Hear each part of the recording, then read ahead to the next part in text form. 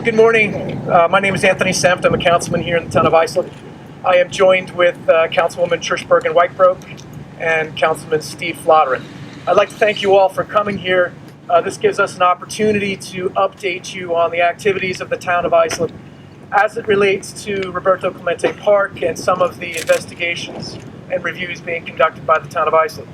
As many of you know, immediately after finding out from the district attorney that there were allegations of asbestos present at Roberto Clemente Park, the town of Islip engaged the services of an environmental consulting company that was also hired by the Suffolk County District Attorney.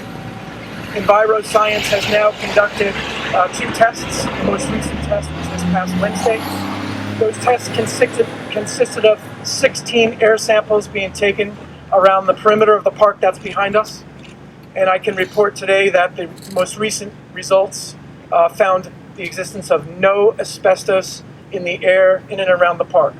So for 2 consecutive weeks, the tests revealed that there is no asbestos in the air in and around the park. We have directed EnviroScience to continue to take these tests over the courses of the next few weeks on each Wednesday, provided the right weather conditions exist, so that we can continue to monitor the air quality.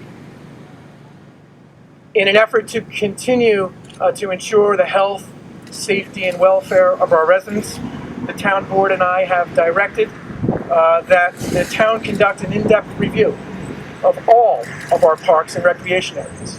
We have set up a committee and we are reviewing each and every one of our parks with a committee of members from the Planning Department, Engineering Department, Parks Department, and Public Safety Department.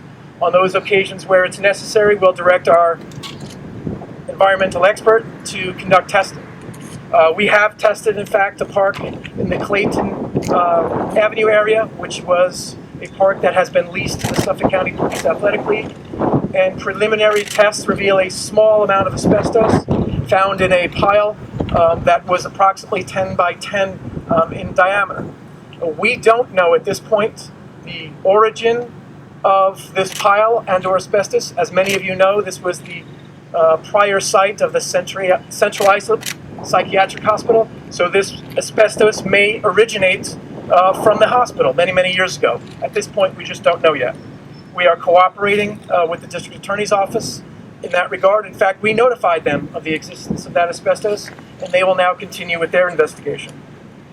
As I said, we have continued to cooperate with the District Attorney. In addition to that, the town has taken the lead to coordinate an effort between agencies at the state and the county. In fact, we have invited the Department of Labor, the Department of Environmental Control, the Departments of Health in both the county and state to meet with the town of Islip on Tuesday to start the beginning process of developing a plan to remediate and clean up the sites that are under consideration with the Suffolk County District Attorney's Office and the town of Islip. We will be starting with the Roberto Clemente Park and then moving on from there in the event that other sites are found to contain asbestos. As part of our internal review, we have learned that the New York State Department of Environmental Control was made aware of a complaint here at Roberto Clemente Park. We have learned as part of our own internal review that a member from New York State Department of Environmental Control came to this park in January. They came to this park in January and ultimately prepared a report. That report, as we understand it, finds that there were no violations found at the Roberto Clemente Park, and New York State DEC closed their file. We understand that a report was prepared by New York State DEC as a part of that investigation. We have asked for a copy of that report. We have not received it, so we have made a formal request to the state to receive a copy of their investigation and reports. We will have a further press conference once we do in fact receive a copy of that report to update you there. We have also confirmed reports of illegal dumping at 1625 Islip Avenue in Central Islip. This is a privately owned property. We believe, and I believe the district attorney might believe, that there is a connection to that privately owned dumping facility in Central Islip to our park here in Roberto Clemente Park. We will continue to work with the district attorney's office, cooperate with them with regard to that investigation, so that they have any documents relative to that investigation. I can tell you that in early April of 2014, our own town investigators went to that site in Central Islip. They have issued the owner, Tommy Lau, 7 appearance tickets in district court, including unlawful operation of a rock crushing operation, creating motorist obstructions, failure to maintain a commercial property in accordance with the code, and illegal outdoor storage. Yesterday, our town attorney also sought and received a temporary restraining order against LC Realty and Tommy Lau, the official owners of that property, restraining them from using or occupying the premises. And it's our understanding that they're due in court in Ronkonkoma on June 25th, 2014. We will continue to keep the residents of Brentwood and Islip informed of the activities that are going on in the town. In the last week, we have mailed out over 2,000 updates to our residents.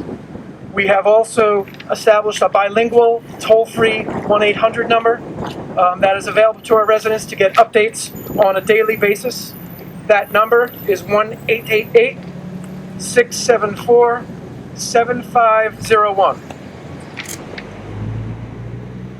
We are also considering hand-delivering additional notices to a meeting that the town of Islip will be having on Tuesday, May 20th, at the Brentwood Rec Center between the hours of 6:30 and 8:30 as another opportunity to make sure that our residents are informed of the criminal activity that occurred here at Roberto Clemente Park and the steps and efforts that the town of Islip is taking to make sure that our residents are protected and that alternate recreation opportunities are available to our families.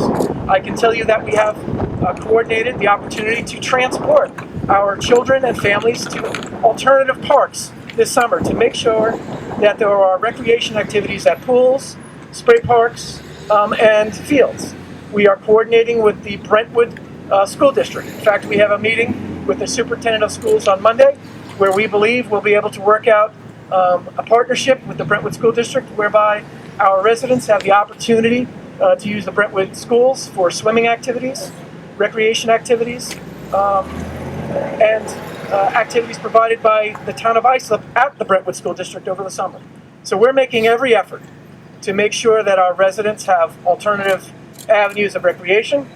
We're ensuring that we're monitoring this site. Again, on 2 consecutive weeks, we are told that the air quality reveals 0 asbestos in the air. And we are continuing to keep all of our residents updated. The board members that I'm joined with today participated in an event last night to update the residents.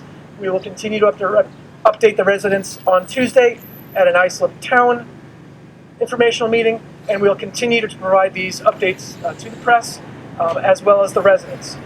We have provided now 3 written updates to our residents, which have been hand-delivered and mailed to our residents, and we will continue as the process goes forward, as we create a plan to remediate, clean up this park. We'll provide all of that information to the residents as we go.